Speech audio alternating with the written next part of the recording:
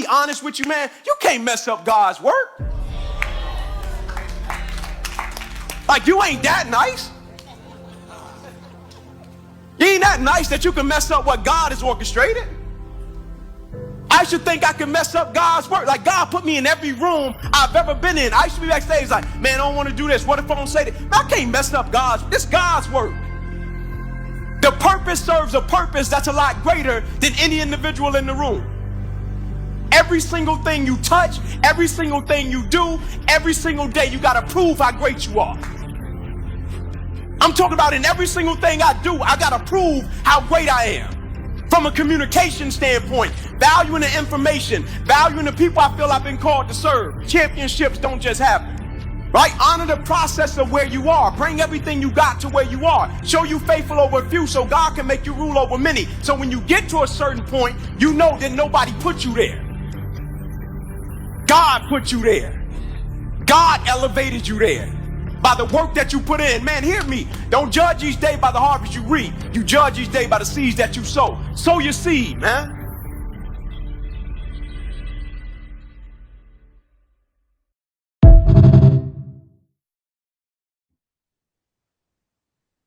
All right, welcome to the Eric J. the Great podcast show. We have a very special guest on the show today. Neil TWA. It's Twa. Oh, wow. That's cool. Everybody can messes it up. They don't think it's legit. It really is. Yeah. Yeah, he's the CEO slash co-founder of Voltage Holdings. And we're going to get into his whole story and his come up and things like that. I like interviewing different people, especially people that's into different business ventures and things like that. So first off, Neil, tell the people where you're from. Yeah, man. So right now I'm hanging out in Missouri, in the Ozark Mountains here. We're sitting around 1,700 or so feet up on a mountain top in the middle of the woods. So I'm live streaming from about 50 acres in the country out here, where I moved my family about 12 years ago to kind of get out of the rat race, out of the mainstream, out of the cities and into the country, and found my roots in the dirt out here. Love the people, love the culture, love the environment. I grew up on the West Coast, which is very different, and ended up living on the East Coast for a while, but then met a country girl, and as they say, the rest is history, right? Yeah, absolutely. Mm-hmm. So, what's the first thing that comes to your mind when you think of your hometown? Well, that's a great, boy, no one's ever asked me that question. So what's the first thing I think of when I think of my hometown? Well, I call my hometown Medford, Oregon, because that's where I grew up, but technically I was born in Missouri. My parents moved. I ended up bouncing off Arizona and hit Oregon when my dad got work up there in the 70s. And so I was probably about 4 or so when we landed in Oregon. And for me, Medford in that area, it was a very small town. It was a logging community. It was more, blue collar. So everybody kind of struggled up from there, which was just a good place to see family and play in the street. There's no internet, so everybody had to go outside and play baseball in the middle of the cul-de-sac because there's nothing else to do. You couldn't be on. There's no computers and television stuff for people. So we just went and played in the street and had a lot of fun. So I remember my hometown as just that grassroots area where, life was a little less complicated, a little less dramatic, and a whole lot more fun.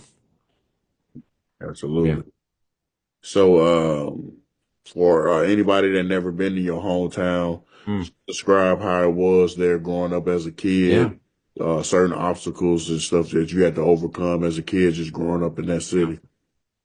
Yeah, so we lived in the town of Medford specifically was only about 40,000 people or so, but the community outside was closer to maybe 50, 60,000. It was kind of a surrounding community in this little area in the southern part of Oregon. And it wouldn't take long, 45 minutes. You could be, 8,000 feet into the mountains in the middle of nowhere real fast. You could go in any direction and hit the mountains. Skiing, outdoor, everything during the winter, summer, spring, and fall. So we do a lot of mountain biking, a lot of camping and hiking through the mountains. Winter activities, everything from dog sleds to snowmobiles and cross-country stuff. So it was just a place to play and have a lot of fun, really, as I grew up. It had taken a major hit in the early 90s with the spotted owl debacle that pretty much killed off logging in that area and shut down most of the industry. So for a while there, it became kind of a dead place where people had to kind of move out or find new work or, move north or south and move out of the area. What ended up happening though is when that occurred, some developers came in, land developers and other stuff came in. There is a few bits of industry in the area. My dad worked at the 3M plant there that was doing medical manufacturing devices. There were a number of industrial places in that area. Not much really, and hard to break into because once you got in, there wasn't a lot of jobs, in that area to get to. So, when I was growing up, I didn't really, know what I wanted to do, quite honestly, until I was basically in, seventh grade or eighth grade. And I remember seeing this advertisement for the military and fighter jets, and I'm like, that's what I want to do. I want to be a fighter pilot. And so up to through high school, while I was playing music and I was on the JV team in basketball, and having fun with all that, I really wasn't going for anything greater than becoming a fighter pilot. So by the time I got to senior year, I went to apply to the Air Force. And what ended up happening was I got rejected because I'm too tall. It turns out it wasn't just that I'm almost 6'5". It's that the majority of my height is from my waist to my head. So when they put the helmet on me, they couldn't close the canopy. And because of that, I couldn't be a fighter pilot. So I'm like, well, crap. It's like, well, you can fly the bigger planes. No, I don't want to do that, man. You're like, you can be an airline mechanic. No, don't want to do that. It's like, it was fighter jet or nothing. So in the last semester of my senior year, of high school, I started applying for college, something. I just wanted to go somewhere. I'm like, I don't know. There's not a lot here for me, and I don't want to work at the plant, and I don't want to, go logging, and I don't want to do concrete, and I just didn't want to do a lot of that stuff. Not that I was better than that. I started mowing lawns when I was 12 to earn money because that's how I made my extra cash. Dad provided, and he did good for what he could do, and he's 83 now. God bless him. He's such a cool dude. But we didn't have a lot. If I wanted something, I had to cash it up. So it was like, well, I mowed lawns. And then as soon as I was 16, my parents were like, okay, you can get a job. So I started being a waiter. And it was kind of like everything I do to hustle to get some extra money just so I could do some things, pay for some gas, so I could borrow the car so I could pay for the gas, right? And even then, it was an old 76 beat up long bed Toyota SR5 lime green. And it was a terrible truck. And I think I lost a date one time in it because I took this girl to a dance, and I don't think she was that impressed because she left me on the dance floor, and that was the end of that conversation. But her loss, right? So so it was a cool old truck though. I still remember that thing. We'd take it up into the mountains, and we'd go mountain bike, and we throw the bikes in the back, and we hit the logging trails. So these logging trails that go up the back of those mountains, 7,000 feet up, they're just 2-lane roads with, sheer cliff on one side and vertical on the other as they climb and weave their way up into these roads. It's really not safe at all. And we would take that old truck and we'd run it up to the top, and there'd be 3 or 4 of us, and we'd take turns. So you'd get to the top, and then you get to ride the bikes down the logging hill all the way to the bottom. And then, somebody take turns driving the truck back up, and then it was your turn. And so we just rotate through. And there was a thing called, Revenge of the Siskiyous. And it was basically riding those mountain bikes to the bottom as fast as you can. And it was so much fun. So dangerous and so much fun. But I always had that idea for thrill and fun. And, I just wasn't satisfied with anything less than going fast. And, so there was a fighter pilot deal. And it just didn't work out in my favor. So I went fast on the trumpet instead. I got music scholarships and went to college on a work study and, music scholarship that almost paid for everything. And with that, I had to work quite a lot during college to keep my scholarships. And I had to play in band and play music to keep that rolling as well so that I could try to get my education. But about 3 years into that, something happened to the world. It was pretty cool. You might have heard of it. It was called the internet. It came online and it showed up at the university. I know, right? I'm totally dating myself. At 49, a lot has happened in my lifetime that's been pretty dramatic. And one of those, of course, was the internet. So by the time I got into that, I realized that if I stayed in the music scene, at least at that day and age, I was going to end up living in a van down around the river, which was super cool now, but not super cool then. It seemed like a total failure. So I jumped and went into business and computer science just so I could get some access to the technology that we had. And I ended up helping set up the first computer lab in our library there that we cleared out a basement area and put computers in and set up the first computer lab, right? And we networked those together, and I just found I had an interest in all of that technology, and everything was being built, and we got our first green screen emails, and we were like, it was so cool, dude. We could send messages to people and connect to the world. It was fascinating, right? So much we take for granted right now. It's sitting on my freaking cell phone, right? It's on my watch. But then it was all computer and labs. You had no access to it. It was super expensive. So I went where I could figure that out. And then I realized that academia, this is a long-winded story, bro. You can interrupt anytime you want. That I just didn't want to stay in academia. I wanted to do more. I wanted to go faster. I always wanted to push harder for something. And what I realized was that they weren't going to catch up. They weren't teaching degrees. They didn't have the tracks. No one knew what the heck they were doing. And I jumped out to basically get a job. I jumped out and started some consulting. I took some of that networking experience I had with computers and stuff, and I went and got a little job. And by that point, I actually ended up in Missouri because college was in Iowa. So I left Oregon and went to Iowa. It was a huge jump, huge cultural shift, everything, right? In the middle of a cornfield and nowhere. I didn't know what the frick I was doing. And so I landed there and I'm like, wow, this is crazy. The Midwest is so different than the West Coast. And I was like, what did I get myself into? And so I went down to Kansas City because it was much bigger. All right. Kansas City was a big town. There's a lot to do in Kansas City. And stayed there for a while and got some consulting work and taught myself programming on the side, learned how to program computers, HTML and Fortran and these things and ASP server pages and stuff that were, driving dynamic data. And I actually got good enough at it that I got a programming job, at Sprint. It was Sprint long distance at that point, and like, wow, that's kind of cool. So then they did this little internal call. I was there for about only like 6 months, and I went from making the $4 an hour on work study at the college to $25 an hour programming. So I was riding high, right? I'm like, man, this is cool. But I didn't have any degree. I had no skills. I didn't know anybody. Like I was just trying to pull myself up as fast as I could, right? And so I made a Hail Mary pass on an internal job posting for a new little startup. This is around 1999, for a company called Sprint PCS. And they were launching a mobile phone service. And I'm like, wow, that's kind of cool. Mobile phones. That would be really, I want to get involved in that somehow. And I actually got hired. I don't know how I got hired, dude. Grace of God, just sheer luck or stupidity. I didn't have any of the qualifications. Maybe they were desperate. I was a warm body. They're like, here, you sit down. So I ended up taking a little team of people who the average age was dead. I'm like 21 and everybody else is in their 40s, 50s, and 60s. I kid you not. And they're like, here's your team you're going to manage. I'm like, I've never managed a team in my life. I don't know what the heck to do. I have no idea what I'm doing. They're like, you need to pull together like all these web pages, this internet database. We need this for, launching mobile phones. And I'm like, okay.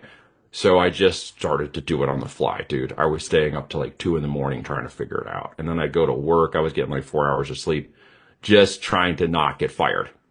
Literally. And so I figured it out enough that I got the team going and got the web pages online, and that just kept morphing into something bigger and bigger. And 5 years later, and multiple systems and, heads down experience at the enterprise level, that business went from 5,000 employees who were pulled in, and I was one of those 5,000, to 80,000 employees in 5 years. It absolutely went through the roof. It was incredible to watch. And my job there was overseeing the knowledge management component, the technology and the systems that ran that infrastructure to support calls and technology and all the mobile phones that were being launched. So I got my first mobile phone number in like 2000. Still have it to this day, which is insane. It's the same phone number.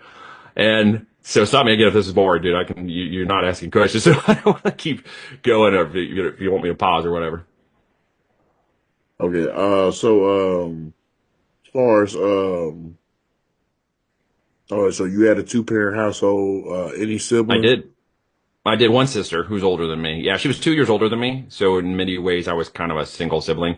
But she was a girl, so it kind of made a difference. If she had been a boy, I'd probably have a different relationship because of the age difference and stuff, and her being a girl and me not. That just kind of separated us quite a bit. So really kind of felt like I was a single kid in a household. And she kind of dominated the household in her older age just a little bit for her needs and stuff. So I kind of kept quiet and did my own thing.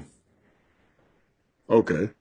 So, I was listening, you went through your childhood, Mm-hmm. college, how you got into, the company that you was working for. And, Yep. so where did Voltage, come about? Yeah. Well, it was just that continued push. When IBM came to help Sprint, I got to make some friends, and I learned very quickly it's who you know that gets you there and what you know that keeps you there. And so I made a relationship with those guys, and eventually I got a job request to come to work for them. So I ended up working for IBM until 2007. At that point, I just, again, wanting to push harder, to do more, to just keep pushing and see what I could do. And where the boundaries are at, I don't know where they were, so I just kept pushing. I decided to jump out, and IBM said, "Hey, great, here's your early retirement," and I left in 2007. I started a series of offline and online companies over the last 18 years, which eventually led me to Voltage, and creating this as a kind of a brand and incubator of physical products. And we started the first brand in 2012 on Amazon.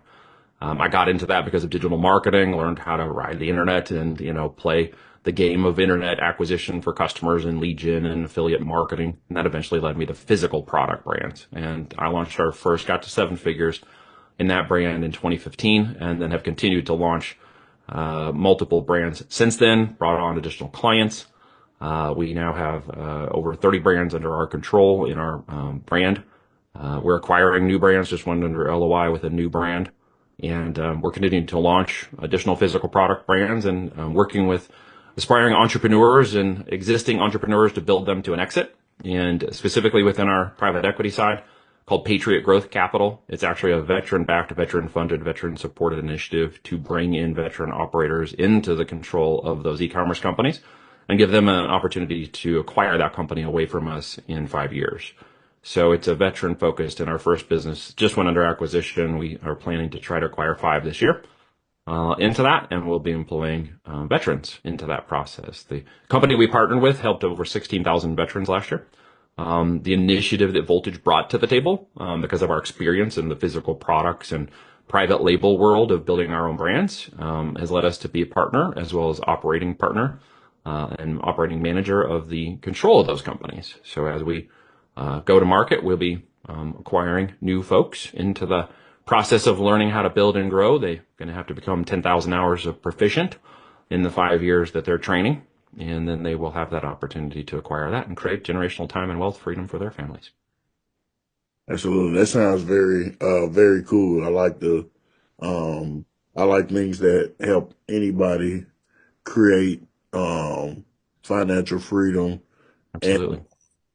time for themselves. Cause the biggest assets you have is your time. And That's correct. if you can control that as much as possible, that's a great life to live. That's one of the things I was always struggling to get was more of that time. And without the money, it was hard to figure out how to do some of those things. So what I eventually learned in what are considered profits, everybody hears the word and immediately jumps to money. We've been kind of trained to jump to money, but isn't there profit in relationship? Right. Isn't there profit in faith? Isn't there profit in people? Isn't there profit in your friends? How about freedom? Isn't there profit in having that freedom? So I came to understand what I call my 5 F's that lead the statement of purpose and value, the 5 F's, right? Faith, family, friends, finances, and freedom. Freedom is the basis of which all of those things can be accomplished. And whether or not you feel like you're not free, you actually are in this country compared to many other countries. And you might not like everything that's happening, and that's fine. We don't have to. The end result is you still have more freedoms than most every country in this world. And you have upside and potential opportunities that others will struggle to get to, will climb, razor wire fences and go across and almost die in the ocean to get access to. So when I hear people, talk about profit, I want to make sure we talk about the right things, right? And when it comes to profit, and the basis of all of those is our freedoms. Without that, none of the rest of this is accessible to us, right? And so when I see that purpose and I see that value in others being extolled, those are the ones that I want to work with. And I'm pretty selective on who I work with. We do have a 12-month engagement. We do work with individuals who are aspiring entrepreneurs who want to go after, say, a physical product business model like we do. But I choose them, and I'm very selective about who I work with to make sure that they're in line with those same expectations, those same goals. Because time is the most important one. And I'm a father. I have 4 daughters. That's what I was blessed to do. I'm a leader of men, but I'm a follower of girls. I prayed to God as a young man, please send me lots of beautiful women. I wasn't very specific as to exactly when that was going to occur. So make sure you're very specific in your prayers. So he sent me a lot of women in my life to lead and shepherd. But it's a very fascinating household being the only guy in it. Absolutely. So from having this job at Sprint PCS Mm-hmm. to eventually transitioning to Yeah. where you at now, Yeah. Where did you build a passion for it? Was this something that was just like it's an opportunity presented itself, and once I got into it and started seeing I was good at it, then I started to build a passion for it as I started to go along the path? Yeah. Was it something Great. that you found out about yourself that you always had a love for?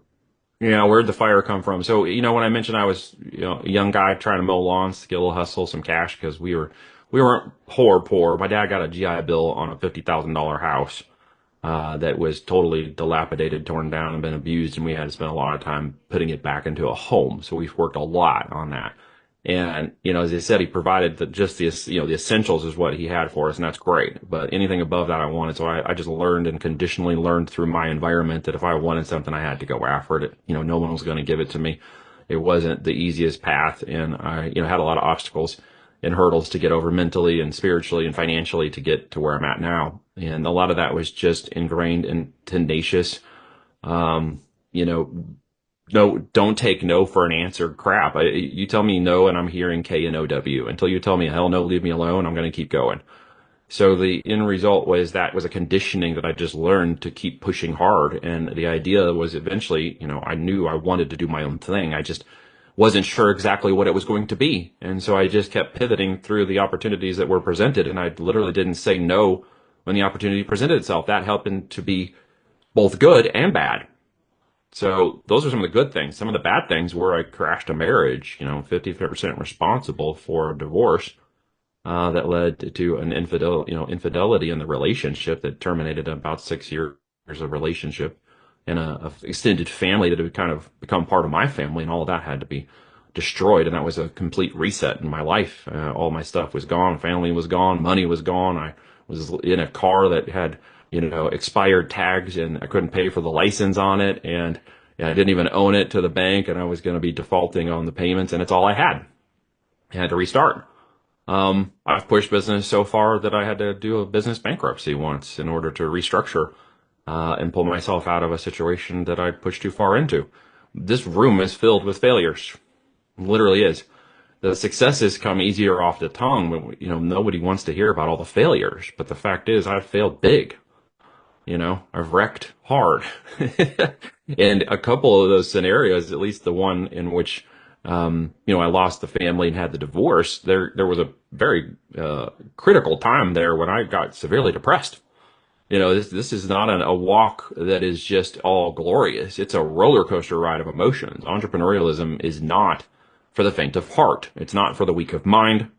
It is not for the weak of spirit. It is a everyday problem solving battle to keep involved in. And by the grace of God, I've been at it for over 18 years. But there are times in which that I thought I would just give up and give everything up. There was a time in Kansas City where I was racing that car at over 150 miles an hour on I-70 and almost crashed it into a barrier and ended it all. There wasn't any point anymore. There wasn't any hope. There was only loss. There was only fear. There was only negativity. And I let the devil slip in and tell me a whole lot of lies about who I am, about what I was created for, about what I was meant to do, and who I was meant to help. And with that, he gave me purpose. And in that moment, when that changed, I saw the whole thing unlock. I saw my future unlock. And when I saw that happen, I was willing to fight for it. And I don't think everybody has that opportunity in life to see what they're willing to fight for. And I saw the future I had. I saw my family. I saw the opportunity that was coming. And I wanted it with everything in my being. Does that make sense? Absolutely. Yep. So I was willing to do and fight for whatever it would take to make it happen. And I'll tell you, there's worse things than going bankrupt. There's worse things than crashing a marriage. There is a life poorly lived because you never took a risk to see what the reward might look like. Absolutely. So, I'm happy that you pointed out some of the struggles that you went through in your life Yeah. and like that, because, everybody has to have, low points in their life and things Oh, like yeah. that. I went through a divorce 5 years ago. It was probably one of the worst years of my life. So I understand, Yeah. going through that, Yep. transition of, trying to get back and find yourself and things like that. So, Mm-hmm. Get to find out who your friends and family are too, don't you? absolutely. That's a tough one, isn't it? Just when you think everybody's got your back, you kind of figure out real quick who doesn't.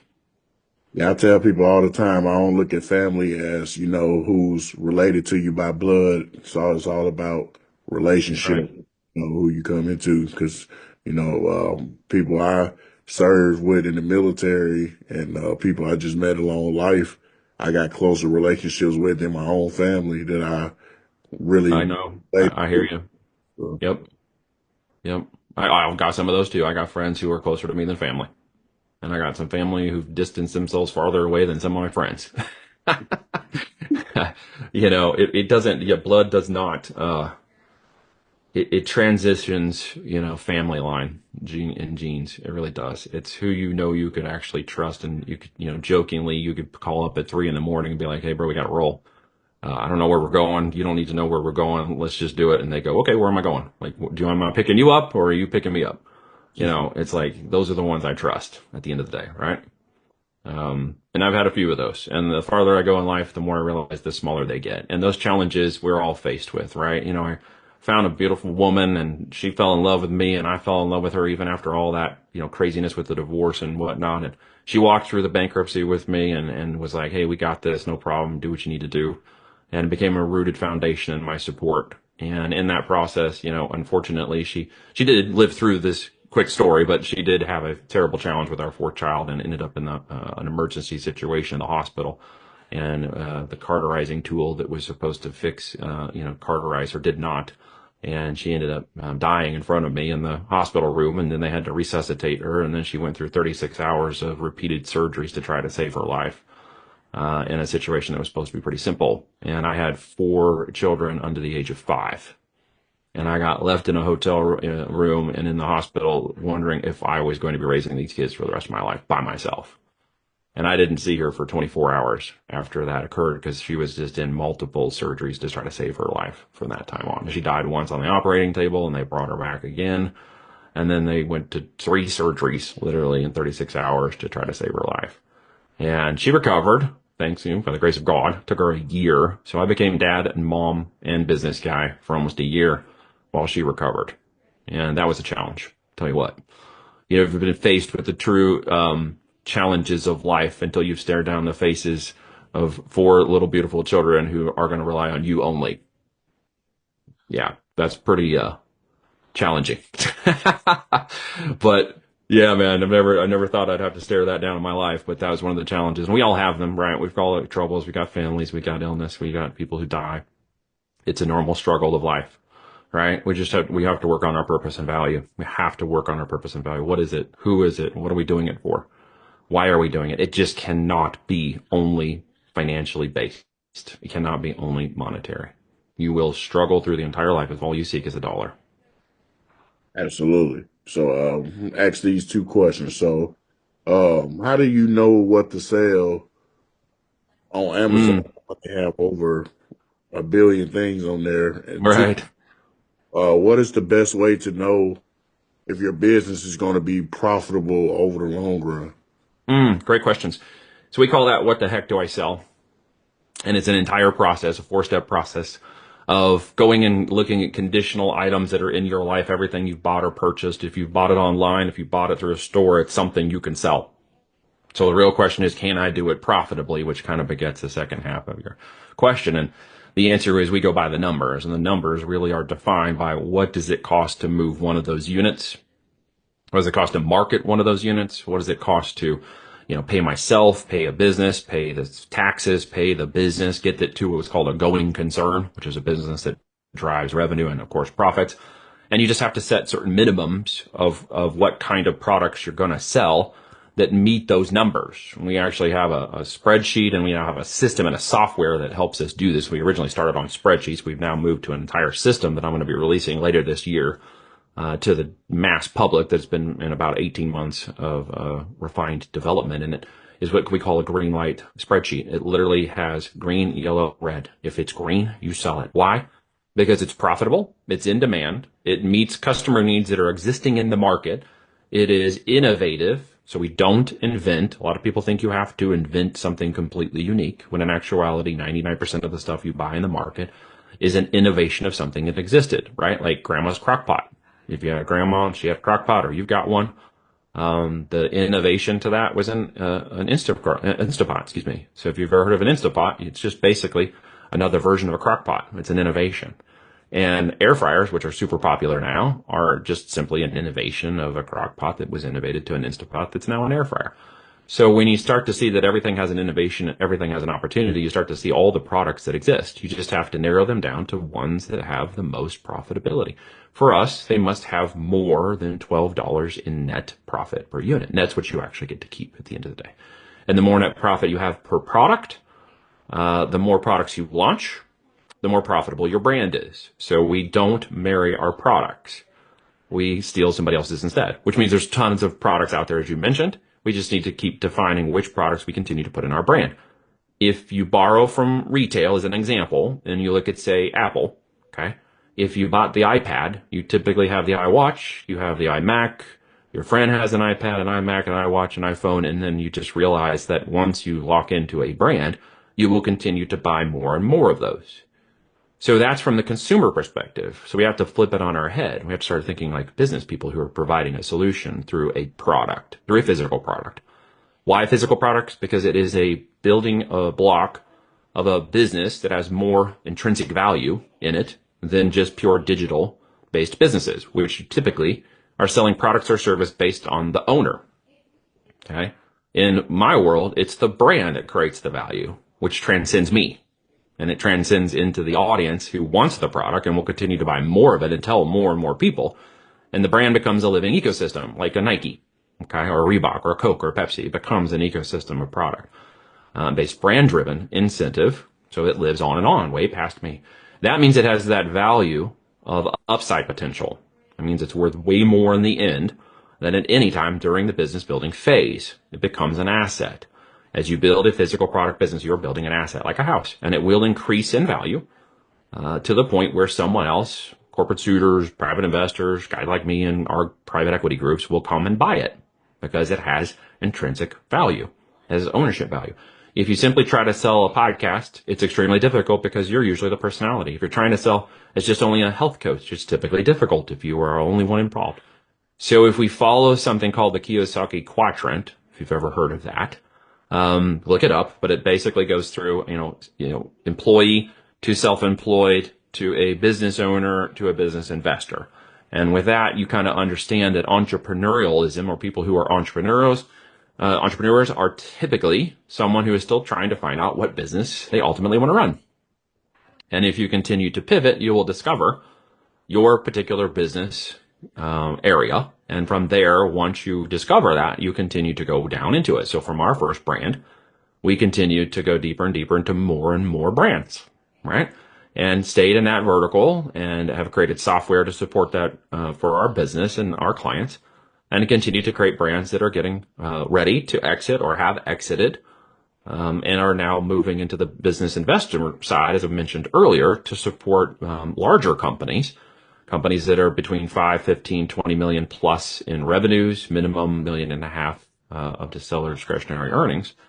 And that puts us in a position of a business that has longevity, business that has great brand, business that has market share, and a business that has upside potential and intrinsic value in it through its brand.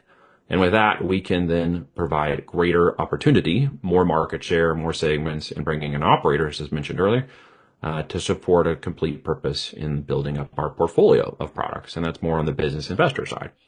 So if that answers your question, I hope it does. We sell, anything to anybody in a box that's profitable. And when you understand the world of online marketing to a degree, and if I could just simplify it for a second, it is just data. So while I have a physical product, the actual thing you're buying is the listing and the intent of the product's solution or outcome that in 2 days or less when it arrives, you believe it's going to fulfill that. Whether it's emotional, physical, spiritual, whatever it is, it shows up 2 days later. But did you actually buy the product or did you buy the outcome? Right?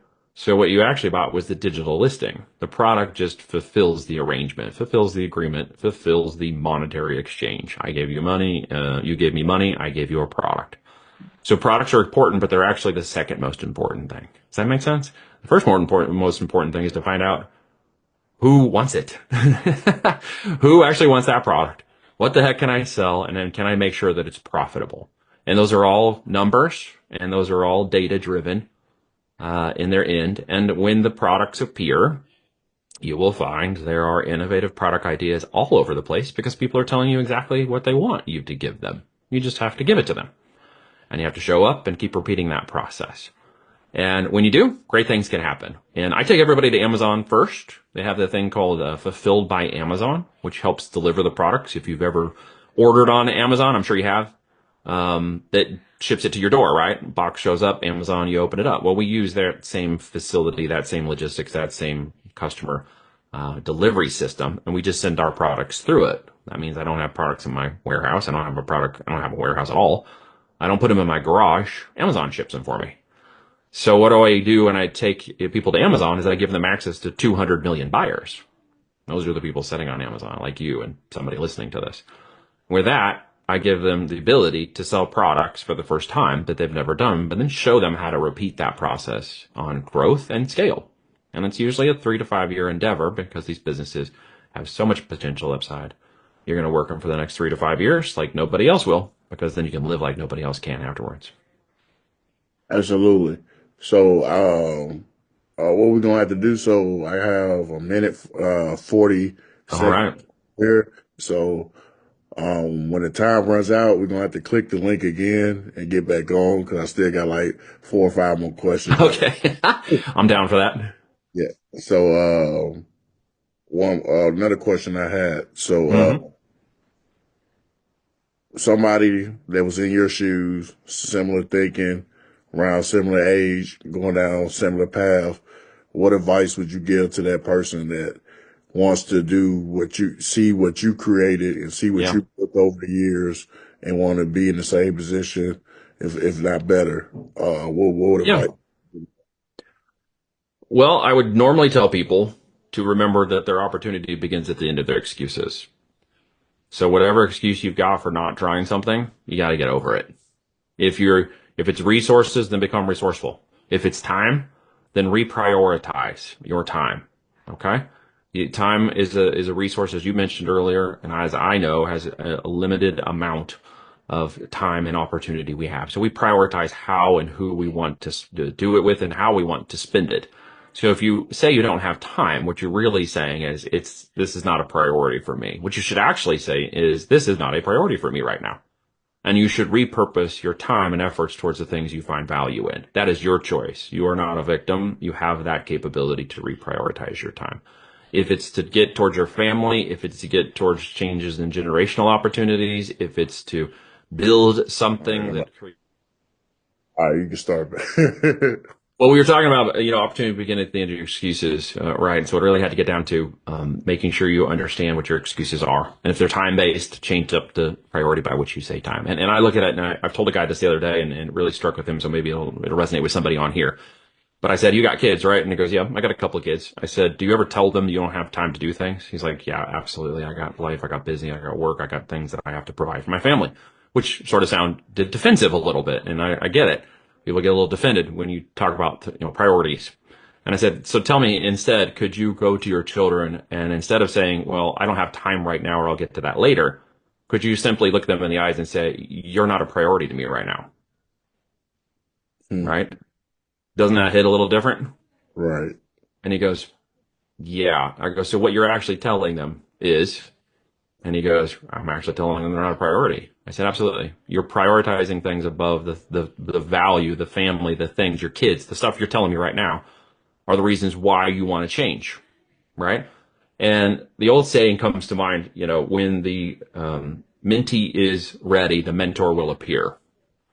And when that opportunity comes to you, you have to grab onto it. I did. And about 4 years into my business, when I was struggling to figure out how to gain purpose and value in the market and stop trading my time for money, because that's what I did when I started my company.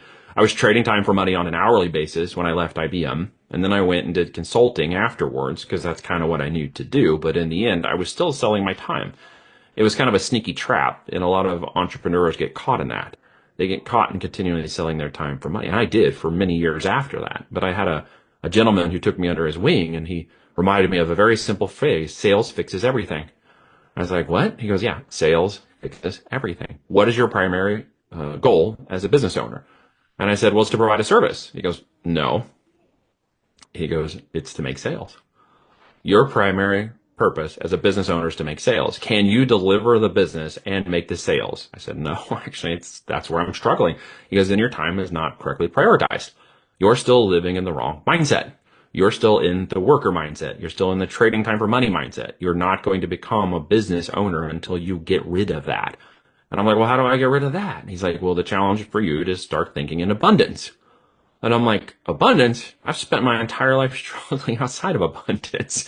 Like, man, I don't know what abundance is. When I got paid like $10 to mow a lawn, I thought that was abundant.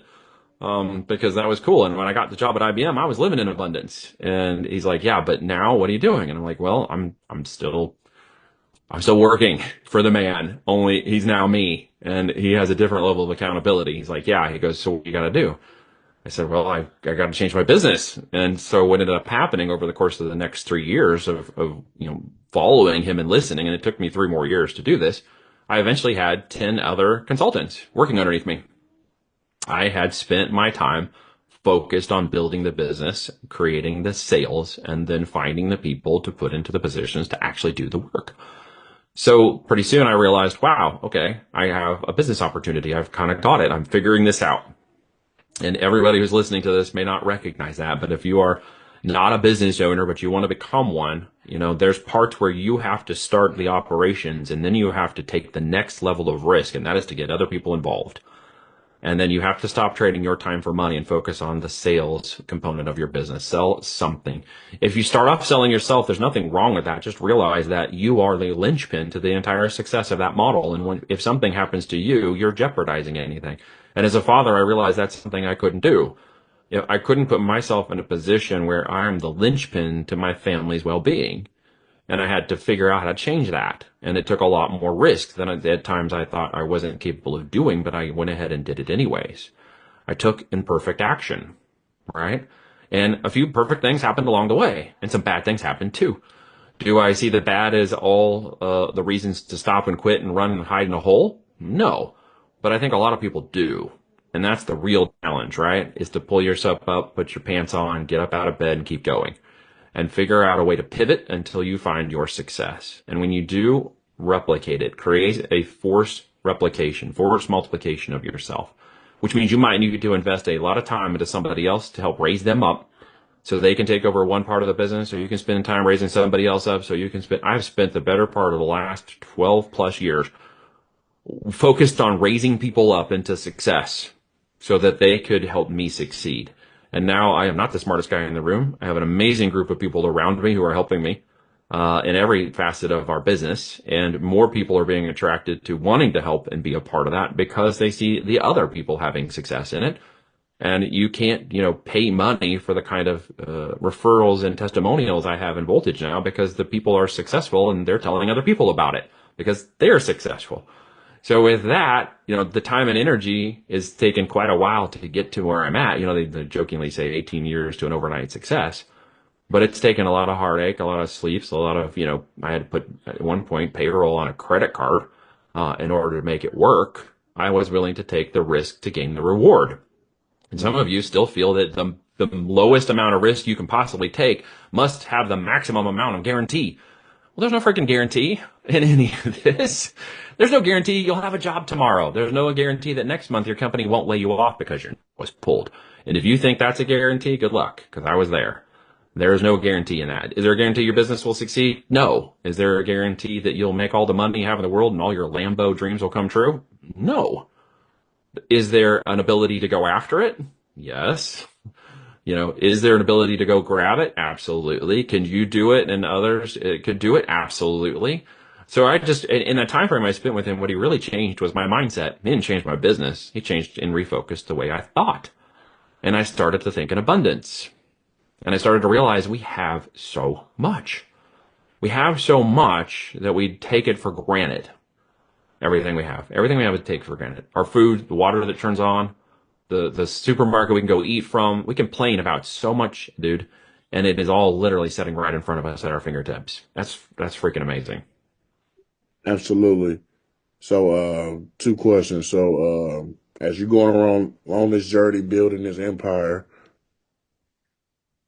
who was somebody that that you probably haven't put their name out there that was Mm. real instrumental in either like being playing a mentor role or really helping you stabilize this thing? 'Cause Yeah. when you going along something like this, it's a lot of lonely nights. It's a lot Can of be. idle thinking. It's a lot of times where you just by yourself because it's nothing established. So it's not like going out here and buying a McDonald's with the name on it, and then the name speaks Yeah. for itself already. You know what I'm saying? So Yep. you have to build that credibility to make Correct. people want to stay with this long term, and also go into the book. How the book has impact people because I wrote a book a little over a year ago called "From Stuck to Limitless" that has some impact on people too. That's awesome. That is awesome. Yeah, I mean, if you can share your knowledge through book format, do it, right? That's a great way to get and build trust and have people kind of understand more about what you're doing. And written word is still powerful, even though we have a 6 second attention span these days. The written word is still extremely powerful. First off, I give glory to God. I give glory to my Lord and Savior Jesus Christ. Number one, without Him, I would have died, and I would have died a horrible death absent of Him in my earlier years. And without that faith and structure and formation, something to look forward to, I would have struggled greater, I think, in my mind and in that idle time and in my nothing box, which a lot of men have. And I would have, self-inflicted pain on myself and others around me without that faith, quite honestly. Second person is my dad. He just showed me what it was to be a man, what it was to get up, what it was to provide, what it was to do what you could do and no shame, and to, walk in integrity, walk in faith, walk in and do the tough things, right? He's a two-tour Vietnam vet in the U.S. Navy. He's a tough dude, 83, still kicking. He had a bout of an issue that almost killed him about a week ago, but it didn't. He's still kicking. It's not his time yet. He's still up and going, and I'm glad to have him here. He lives just down the property from us, so we can visit him anytime we want. My mom and him are down there. Stone's throw. We moved him from Oregon here about 7 years ago, and they built a house on the hill, and they're just literally down the road from us. We can help them anytime they need. And that's purpose, right? Family. And the second, third person would be a gentleman by the name of Mark Rush. He doesn't probably know how much he impacted me, but his thought processes and leadership, his reminding me that sales fixes everything, his integrity and the way he did business and how he handled sales and how he helped me understand the power of developing relationships with people, not just for intent or my personal gain, but actually developing real relationships. That the byproduct of that might be business, or it just might be one of the 5 F's, right? And realizing that, I really understood how to communicate differently with people. And through his leadership and that time I spent with him, it was a great impact on me personally. I've gone on to meet quite a few additional people in my life that have had impact on me in some way, shape, or form. I had the honor of meeting Kevin Harrington in 2016. He actually came and spoke at one of my events, and we developed a relationship after that. He actually wrote the foreword to my book and has been an instrumental part in helping me understand what real abundance is and growth in a physical product business model. As seen on TV brand, he was one of the original Shark Tank guys. He sold over $6 billion in product. He helped Celsius go through the moon. He's just something that, I look out and I go, wow, that's the big, that's the big, hairy, audacious what if. And when you see it, understand it and realize who's running it and develop a relationship with them. For me personally in life, I look at that and go, why not me? Why couldn't I do that? Well, they do it. Why couldn't I do it? And that's part of my challenge. And if they do it, why can't I do it?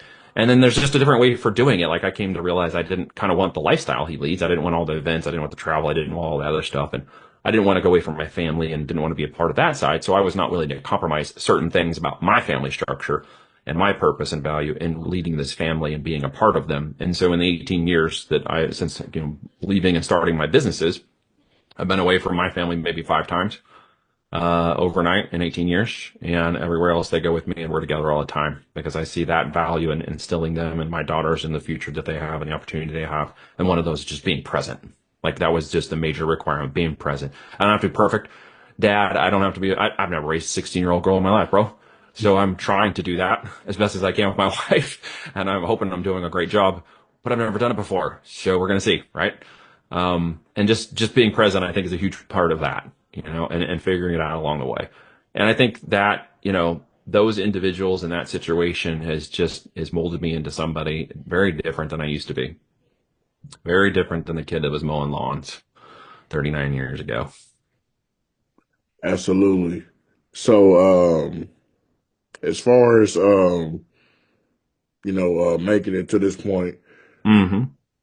how do you balance your mental health? Because as you was going, or as you was talking about the relationship that you have with Kevin, I was thinking that you can have someone what I'm saying, sold over 50 million or sold over 6 billion, how he did.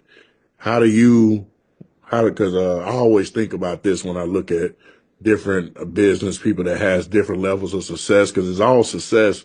It's just at a different scale. So Somebody's 500, somebody's 5 million, somebody's 5 billion. It's all different levels of, I mean, it's all different. I Yeah. just think of how can you manage Yeah. your mental health as to be like, hey, I did this. If I can do more, that's Sure. good, but not being Yeah. hard on yourself to make it seem like that you haven't done anything. You know what I'm saying? Like, Sure. And, some of you and most of you, probably all of you, I would suspect, as of today, even didn't even know I existed. And here's the thing about that. I'm okay with it. Right? I'm okay with it. Why? Because I know who I am now. Right? I'm a father. I'm a dad. I believe I'm a man of faith as much as I can be through the redemptive power of Jesus. And that's why faith is number one on my list. Because without that, my mind would run amok. Without that, my fears would overtake me. Without that, my conscious and idle time would say that I could do more, but I would have to do it at the expense of other things, other people, other situations. So it's always a constant battle to play that game in your mind as you constantly get picked on by the world, by the lies about who you are and what you are. Whether it's your financial situation, whether it's the way you speak, whether it's the color of your skin, whether the color of your eyes, whatever it is, somebody's out there to pick on you, right? And you just don't let those things become part of who you are. And there's an innate confidence that comes in, at least in my world, in a faith structure that lets me walk through that and say, I'm good enough. I'm where I'm supposed to be. If I'm supposed to be somewhere different, then the opportunity will present itself. And if I'm strong enough in my confidence to see who it is and what it is, I may discover that it's not something I want to do. It's not something I need to do. It's something that's, bad. Or I might discover that it's something good. It's somewhere I should go and it's with the right people that I should be involved in. And discernment is the word that comes there, right? Being able to discern in time through experience. And I've had some hell experiences. And because of all that, I have a greater level of discernment. But here's why. The action or execution of everything I explained today and anything anybody else is willing to take will lead to experience. You don't just get experience without action. So you have to do something. If you're like, well, I want a guaranteed business. Well, if you didn't take any action, you got no experience, I guarantee you're not going to get it. All right. Without that experience, you will not gain wisdom. And everybody wants to be wise, don't they? They want to be wise. They want to be seen as wise. They want to be the 19-year-old life coach online with a blue check who looks like they have all their shit together, right? Wise does not happen. Wisdom does not come without experience, right? And you're going to have to be willing to experience things that push you past your boundaries, right? I mean, when we went bankrupt, we were with our fourth child. My wife was pregnant with her fourth child. And we, one night wake up and go out and discover they're pulling the van out of the garage because they repoed it. And I left the door open and forgot to close it. And so they took the van with all the kids' stuff in it. And we had 4 car seats in there and all our stuff. And they took it away and said we couldn't take anything out of it. Eventually, we had to get a judge to let them get our stuff out of the car so I could get all the car seats out, because that was a huge expense. And then we had to figure out how to get a car because we had no money. And, I remember taking a screenshot of our bank account. It had $269 in it, right? And, there's about another 250 in our bills account. So I had a little over $500 to our name. And until you've felt that kind of pressure, you're never going to understand what I'm talking about. Until you've pushed it, until you know what real experience is, you're not going to truly understand. You're going to think there's some perfect path. There's some perfect way. There's some great opportunity you're missing That if it just shows up, all of the hopes are going to happen, all the dreams are going to happen. It's not true. You have to take the first step. You have to take a 3 by 3 by 3 step. Every 3 feet, look back. Where'd I come from? Go another 3, right? You cannot climb your Everest without doing that, or you will literally run out of oxygen. And people think they can race to the top of it. You can't. You have to put in the work. When you do that, you figure out, well, wisdom tells me I don't have enough oxygen. You're going to figure that out real fast, right? Yeah, absolutely. So, do you have any testimonials that you, know off the top of your head from the book, Oh, like sure. reaching out, saying how the book impacted their lives? Yeah. Well, I mean, in the book, there's, of course, testimonials in there about a number of different folks, from Adam to Daniel to Katie, to Ava to Lydia, that talk about them building their own brands. One of the things that I'm very adamant about is that people take 100% control of their own business. When we work with them, they're 100% ownership, right? And I'm looking for those who have a specific aptitude. And with that, certain individuals have come through who have done, very well. Some have done very well in their minds, and others are still in the process of hitting their dreams and are down the road of building their brands one product at a time. And so some of those, we've got people like Adam, who's a full-time pharmacist. He's got a couple kids, works 40 plus hours a week. He is about to hit his first 6 figures in sales, since January.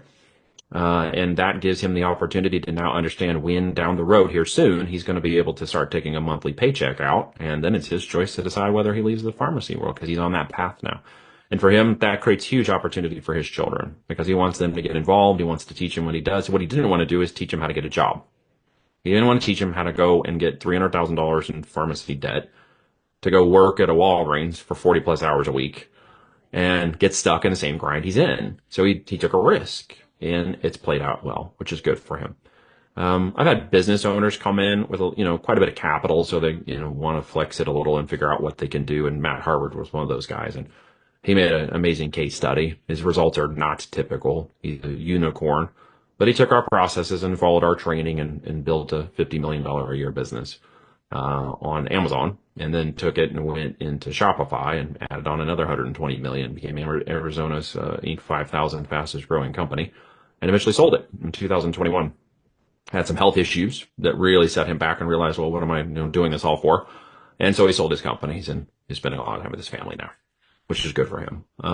So it's just a range of opportunities. I still have people at their 4 or 5 figures who are building their product lines and growing up, like Ava and others. Lennon, he's got a almost 7-figure business now.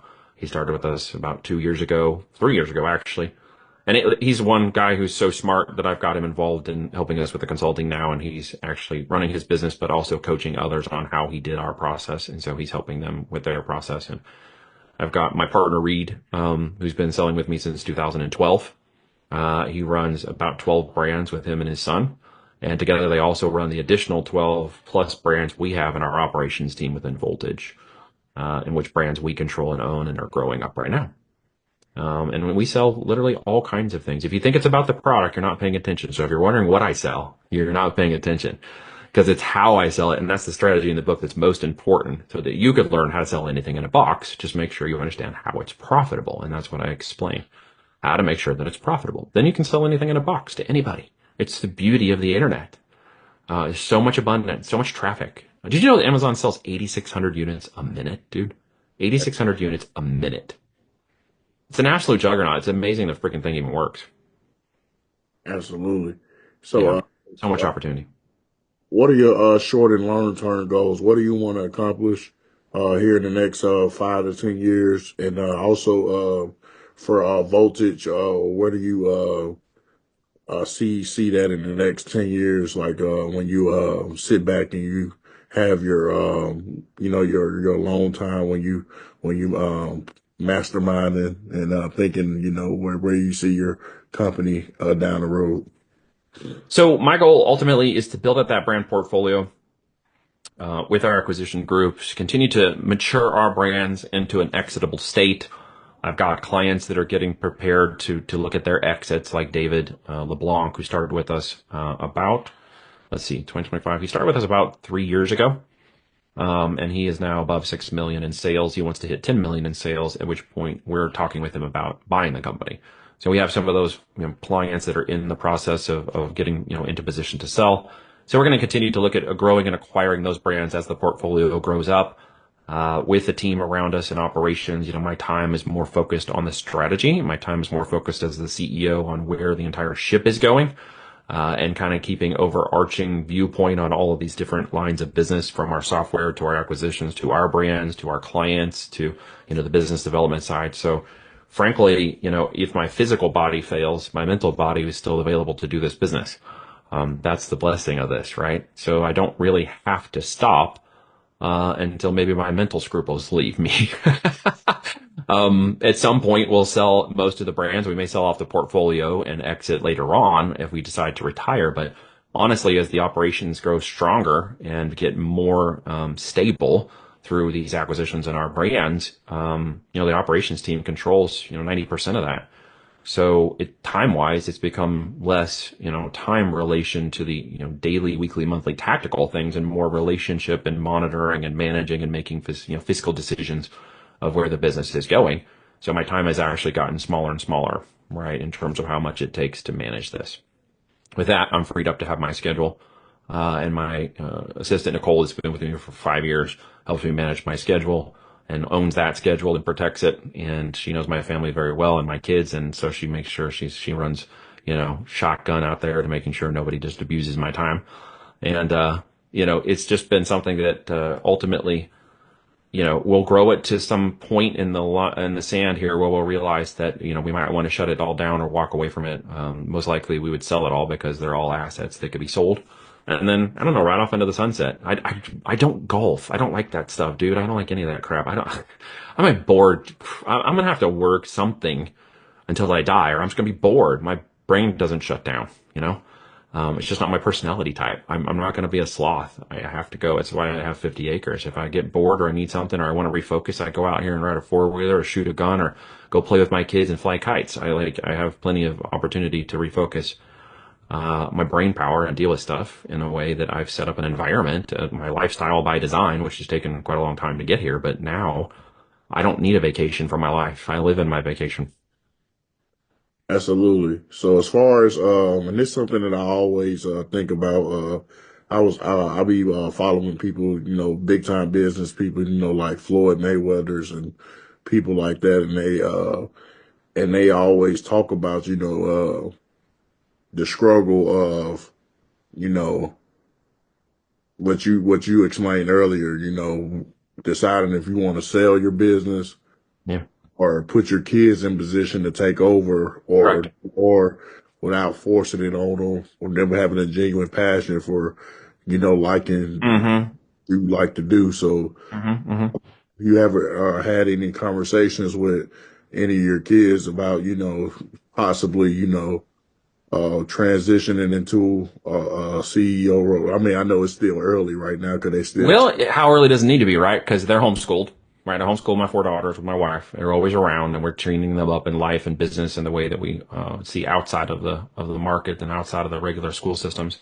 Because we chose to do that when they were little and made the sacrifices to let that happen. And my wife was an RN and a BSN trade with a school degree and is highly adept, was going to go become a nurse practitioner and all that stuff, and decided she wanted to be a mama and made the commitment to stay home with the girls. And because of that, I became the primary breadwinner, and that was our agreement. And it's been a blessing to do that. With that, we've trained our girls up to understand their opportunities. And at 16, my daughter wrote her first book. Actually, she was 15 when she wrote it. Spent a year writing her first book and published it on her 16th birthday. It became a bestseller on Amazon. She's writing additional books now, and she's also developing an Etsy shop of all of her designs and creativity because she's very artistic, and did all the illustrations for her book. And now she's designing t-shirts and other things that she loves to let her creative spirit come out. So she's doing that on Etsy now. To sell her products. My 15-year-old is working on data and analytics within our company because she's super smart and was bored and super bored. So we put her to busy on spreadsheets playing with analytics. Well, she pulled on a thread on a data set, and we didn't realize what she had done until we unpacked it, and come to find out she came up on accident when we pulled the thread with a new way of looking at the data. And once we analyzed what she'd done, we realized there's this huge opportunity where we discovered some additional segmentation or basically data in Amazon that we hadn't seen before, and a new way of looking at it that the market doesn't have. And we've actually developed that into our tool set. And I've shown it to a number of people who are in our market, and they're like, holy crap, dude, you have to get this to market. So we are launching it this year as a full SaaS product. And that's thanks to my 15-year-old. And so she worked herself out of a job. And with that, I got to find somewhere else to put her to business because she's now making some videos and she's had some fun on the social media side. None of them have social media accounts. And when I say that she's making videos, dad uploads them because none of my girls have social media. They will stay that way as long as I can stop it. And the other two are flexing around. The youngest just turned 12 literally yesterday. And so as I mentioned, they were all under 5 in 4.5 years. So I also have a 13-year-old in the mix, and she's a bubbling 13-year-old who's a lot of joy to be around and just flexes and has fun and plays and does what she can to help her sister. So yeah, all of them are being trained into their own businesses and into business aptitude as well as execution and even down into the work side, so they can learn how to do things. If they become a part of my business, it would be because of their choice. Mostly, I go against the grain when it comes to putting women in the world. Personally, my girls, and somebody on here might not like that. That's okay. Not gonna hurt my feelings. I want them to become godly women. I want them to be raised up. I want them to see the purpose and value of having family and children and pouring into the lives. I've seen it with my wife, and I've seen it with my children have turned out because of that. And I want them to see the benefits of that too. And I hope they will. They don't need to go become power women of the world. I'm not trying to make them that way. I'm giving them opportunities and skill sets to provide for themselves until they can decide what to do and who to marry or whatever. But until then, I don't want to push them into the world. Really, I don't. I think the world is chewing up women and spitting them out. It's my personal opinion. Yeah, not everybody's going to like it. That's okay. But I live in rural conservative America for a reason, because I have this opinion and a lot of people share it.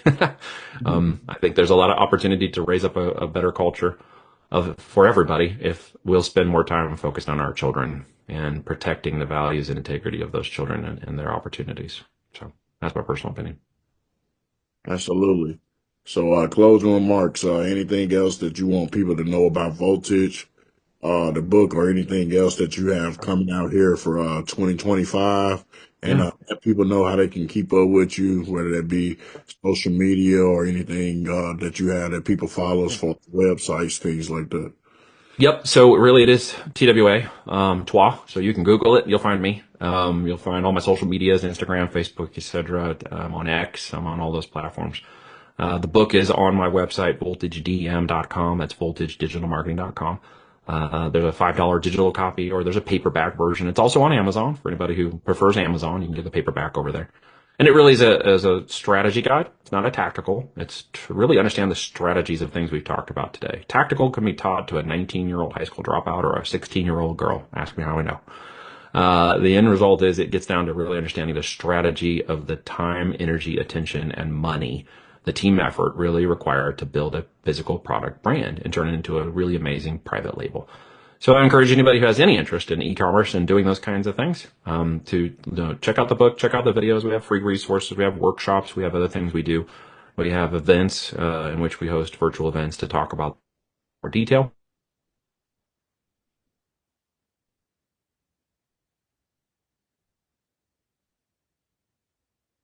That Nike-esque aspect to it, right? It has long-term longevity and brand. It's very important to understand we don't drop ship products, we don't wholesale products, we don't flip products for profit. There has been a big effort to get away from that, and literally as of the new tariff laws yesterday, Temu, Shine, and any drop shipping companies are about to be obliterated next month when those go into effect. So if you're going to create a physical product business model, you better get into private label because it's the only lasting one that's going to exist. So check out those resources. Shoot me a note anywhere you want, Instagram or otherwise. If you got any questions, I'll be happy to answer them. Absolutely. Yeah, I appreciate you coming on the show. I like doing episodes like this versus artist interviews and things like that, just because I feel like these episodes are more beneficial because you can never have enough knowledge. So anything that people that can Sure. enhance people knowledge, or make people even just be curious about something they never heard about before, That's and right. can possibly put them down the same path you took years ago. And I feel like that's a good thing for people to be able to watch. Plus, it's always good to hear people success stories, especially if it's when it's something that's out of the ordinary. You see the athletes, the actors and things like that. But, you know, a lot of people like yourself don't get the spotlight that, you know, people like LeBron and people like that get. You Sure, know. man. But I'll tell you what, the greatest gift I ever gave myself was the dropping the need to be somebody. Mhm. Yep. I'm somebody to my family, and that's all that matters, right? So, you know, take that for a grain of salt, but I don't think, you know, if we all try to just focus more on what we can be and the best person we can be and who we can be that for our families, I think we'll see so many good things happen. Most people don't appreciate it that much. I think that's one of the greatest missing things we have in our country as an opportunity right now. Absolutely. And I always ask people this before we get off of here. Hmm. How did you find out about the show? Actually, my assistant found you and she said, "Hey, I listened to a couple of Eric J's podcasts. You got to hit him up and see if maybe he'll have me on the show." Oh, okay. Yeah, I'll be wondering how people be finding out, you Yeah, know. dude. I rarely get emails about show. A lot of people reach out to me on my Instagram, so Okay. be emails. When I get emails, I'd be like, oh, I was like, so I yeah, love it, dude. That's the power of internet and connection and building relationships, right? yeah, absolutely. Awesome. Well, yeah, I appreciate you coming on the show.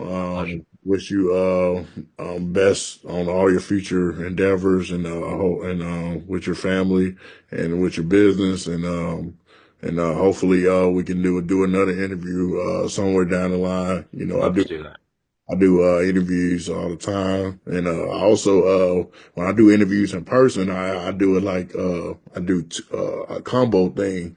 So like if somebody has me in the actual place where they actually work at, I'll do a vlog, and then people just walk me through, you know, day-to-day operations, and we just record like behind the scenes. Be like, hey, this how we do this. This how we put this out. You know, just at today's time, you know, vlogs is real popular. You know, and it resonates with a lot of people. You know, when you get that up close experience. So Yeah, dude, absolutely. And again, that relationship aspect is important for people to remember, you know, who you know gets you there and what you know keeps you there. absolutely. All right, bud. So Thank you so much for having me on. It's been an honor. no problem. So this wraps up another episode of the Eric J. the Great podcast. Need everybody to go tap in with Neil Twa. Go check out his website. Go read his book. Go look up his company. Real interesting story.